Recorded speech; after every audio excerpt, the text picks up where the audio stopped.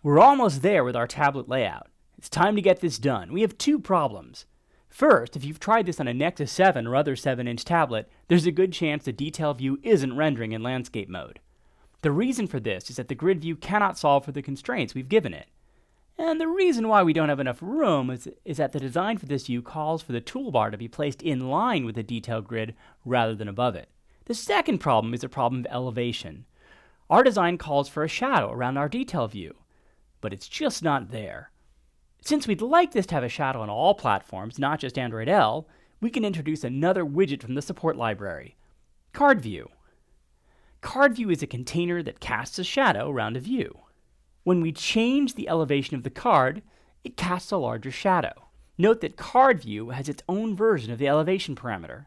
We can also change the radius of the corners of the card view to make rounded, shadowed rectangles. Note that this works best on L due to the way we handle clipping on the compatible version. Because the card view is a layout that draws stuff around other layouts, it works a bit differently than others.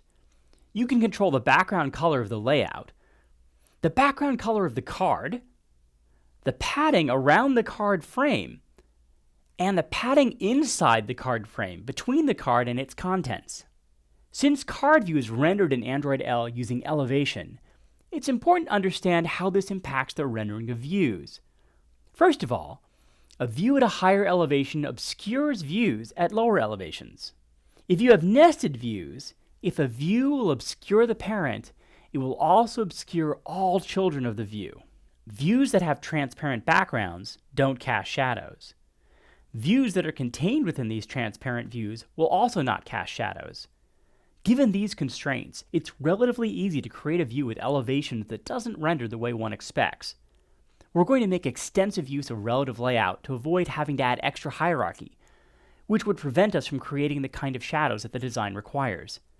One more thing, on pre-L versions of Android, Card View doesn't clip contents to the bounds of the curved rectangle, but instead adds padding to avoid having that content overlap the shadow area.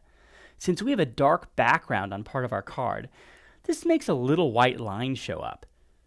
Since the corner overlap looks more benign than these white lines, I recommend setting card prevent corner overlap equals false on our card views.